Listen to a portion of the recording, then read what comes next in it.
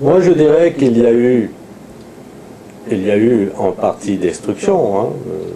Déjà, Bartolomé de las Casas a parlé de la destruction des Indes. Il y a eu exclusion, marginalisation, et il y a eu aussi assimilation, et parfois des formes plus soft, disons, d'intégration. Toutes ces politiques ont existé. Si on refait l'histoire des rapports des États latino-américains avec leur population indienne,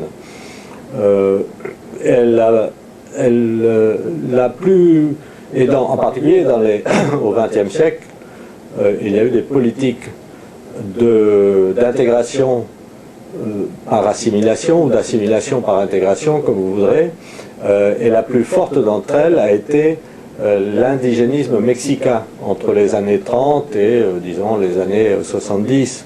Une politique d'État qui n'était pas exactement d'exclusion, qui était plutôt d'intégration, mais qui avait pour but quand même d'assimiler finalement les Indiens à la nation, qui avait pour but le métissage. La révolution mexicaine faisait l'apologie du métissage. Le métissage fait partie de l'idéologie de la nation mexicaine, etc. Alors d'autres pays au XXe siècle ont tenté d'appliquer la même politique, avec beaucoup moins sans doute de force et beaucoup moins aussi peut-être de succès. La Bolivie, à partir de la révolution de 1952, le Pérou, la Colombie, ailleurs, etc.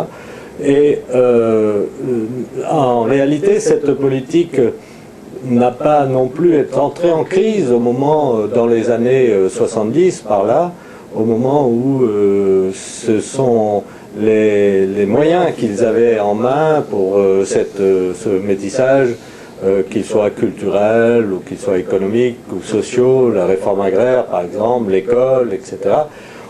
Cette politique indigéniste, comme on l'appelait, a marqué un essoufflement et des difficultés, et s'est heurté il y a eu un affaissement, enfin une crise des politiques nationales populaires, pour parler le langage que l'on parle en Amérique latine, dont l'indigénisme était un des éléments. Et lorsque cette politique est entrée en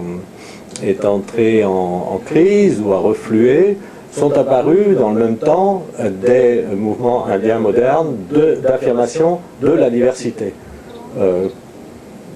qui refusaient cette assimilation, d'une certaine façon. Et c'est ces mouvements-là qui viennent à constituer cette grande révolte indienne dont je parle.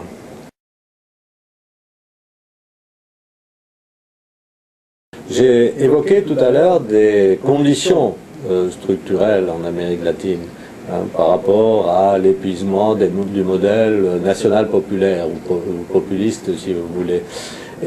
Mais l'épuisement ne suffit pas à expliquer comment émergent de nouvelles flammes, de nouvelles dynamiques. Et c'est là qu'il faut, à mon avis, regarder les acteurs eux-mêmes et comment ces acteurs surgissent à partir des années 60. Les premiers à émerger sont curieusement sur les marges amazoniennes des États andins, en particulier en Équateur. C'est-à-dire chez des gens qu'on considérait à l'époque encore parfois comme des sauvages, et qui étaient en réalité bien plus modernisés qu'on ne le soupçonnait. Et la première organisation moderne indienne, c'est la fédération Shuar, c'est-à-dire chez les Jivaros, les coupeurs de tête, comme on se les représentait. Et c'est autour de problèmes d'écoles radiophoniques, d'élevage, etc. Oui, c'est ça, d'accès à l'élevage ou au commerce, que s'organisent ces premiers mouvements. Et il en est de même ensuite à peu près dans tous les pays, et ensuite dans les Andes, mais aussi en Amérique centrale, au Mexique, etc. Apparaissent des organisations et des luttes qui prônent finalement, qui sont portés, voilà, comment l'expliquer, ils sont portés par des jeunes.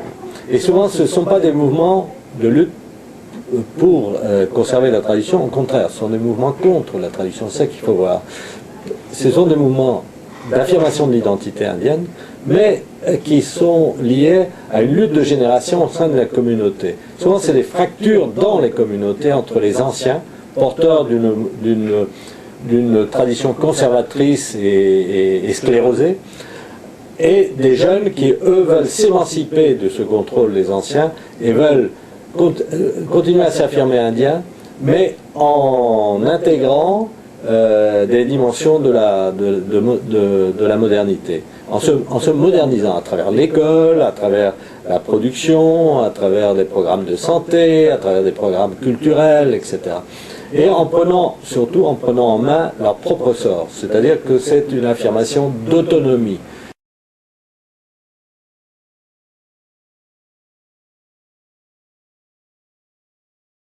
Aujourd'hui, en effet, le mouvement indien est passé par différentes phases, par différentes étapes. Parfois, ce qui était mis en avant, c'était une dimension culturelle. Par exemple, à l'occasion du 5e centenaire de la découverte, c'était la dimension symbolique et culturelle qui était mise en avant par ces organisations. À d'autres moments, c'était plutôt une dimension sociale par exemple de redistribution des terres, etc.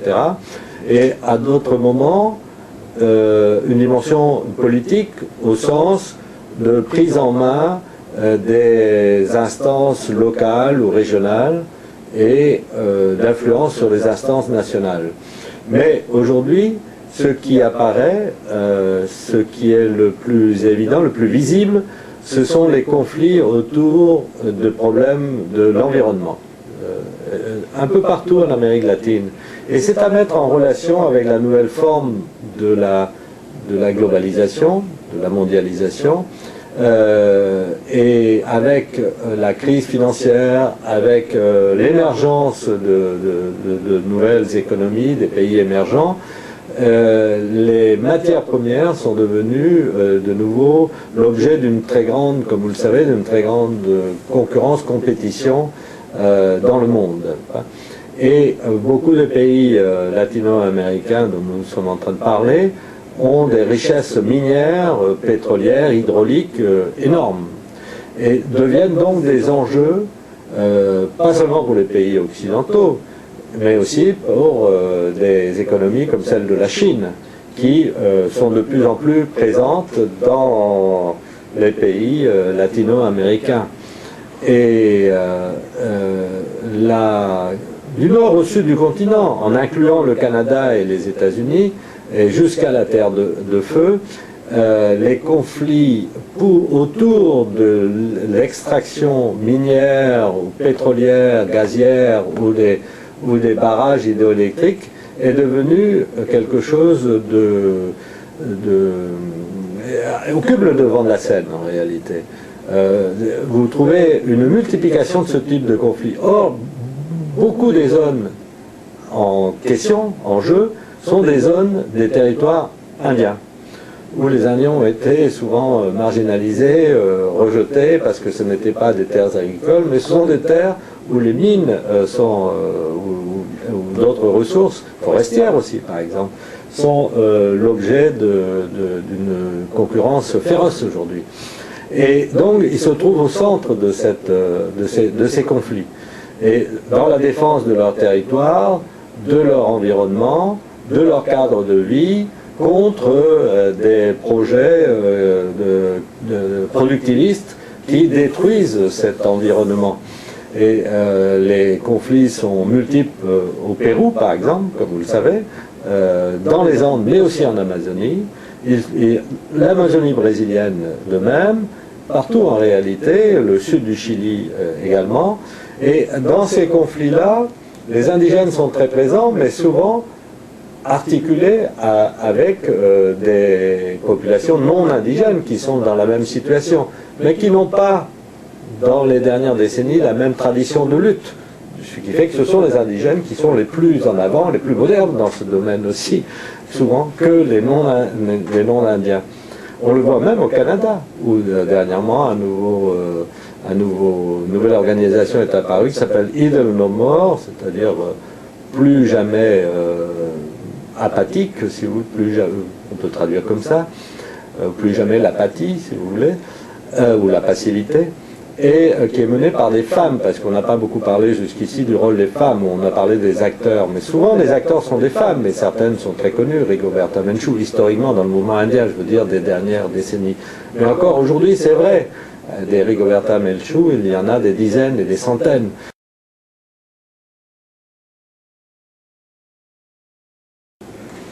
Bon, ce n'est certainement pas la seule faiblesse des démocraties en Amérique latine.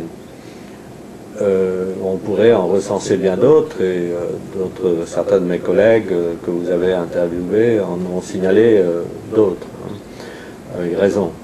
Mais il est vrai que la perpétuation du racisme, la perpétuation d'un problème identitaire fort, est quelque chose qui va contre la reconnaissance de droits égaux, de la reconnaissance de l'égalité, qui est quand même un des fondements de la démocratie. Mais de ce point de vue-là, il faut dire que justement, les luttes indiennes des dernières décennies ont beaucoup fait pour l'approfondissement et la consolidation d'une véritable démocratie. Pas d'une démocratie seulement au sommet, pas seulement d'une démocratie au niveau de la reconnaissance des droits dans la Constitution, ce qui est déjà un progrès aussi, mais d'une démocratie concrète enracinée dans les pratiques et dans les esprits, hein, de la reconnaissance de l'égalité de tout homme, bon, et de la dignité bon.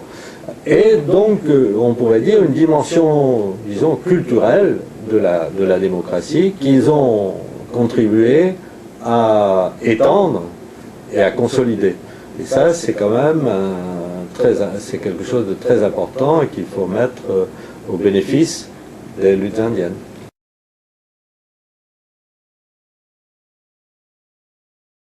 Non, je crois que beaucoup a déjà été fait dans les 50 dernières années en Amérique latine. Il faut le reconnaître et le souligner que beaucoup a été fait à la base, mais aussi au niveau national. Dans certains pays plus que dans d'autres. Mais le monde d'aujourd'hui et la vision du monde qu'on a en Amérique latine n'a plus rien à voir avec celle qu'on avait il y a 50 ans. Donc il s'agit de consolider ces acquis, de les développer, et en réalité on peut faire confiance aux acteurs sociaux et aux acteurs politiques, certains d'entre eux en tout cas, pour que les différentes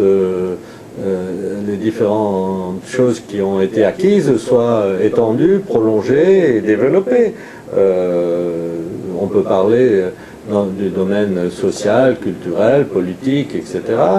Et je pense que le mouvement n'a pas donné encore n'a pas encore réalisé toutes ses potentialités, et que c'est à ce mouvement qu'il faut faire confiance, plus qu'à une politique verticale du haut vers le bas, qui, elle, ce n'est pas rien. Il faut évidemment que les relais soient pris par les instances politiques nationaux et aussi internationales, mais la parole revient surtout aux acteurs.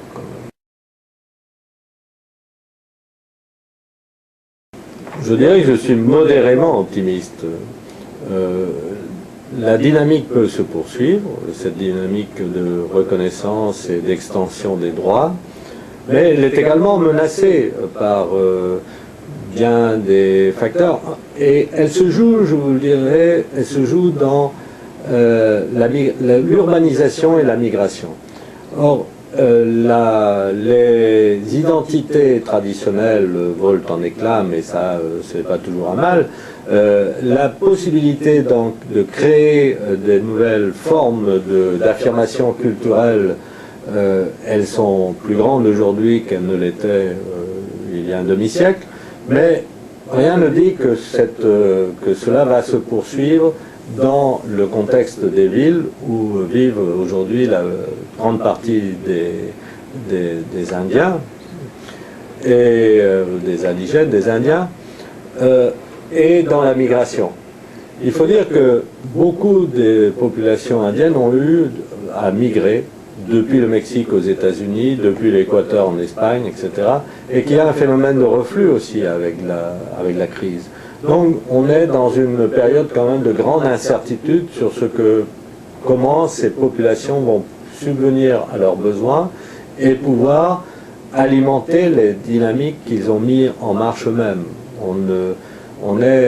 Mais ils ne sont pas les seuls, hein. Le monde entier aujourd'hui est dans une grande incertitude, et en particulier nous, Européens, sur nos capacités de poursuivre les dynamiques démocratiques. Donc, mais il est vrai que qu'en Amérique latine, la crise est moins apparente, mais la manière dont les populations indiennes s'inscrivent dans les nouvelles formes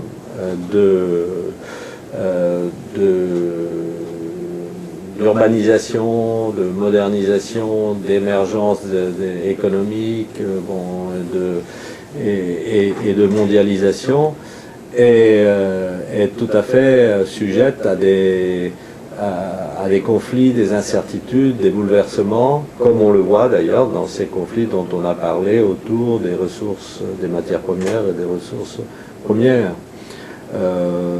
Rien ne garantit un avenir radieux pour les communautés indiennes, mais en même temps, rien ne dit non plus qu'elles vont être balayées totalement. Donc, on est dans cette ouverture de l'avenir, je dirais.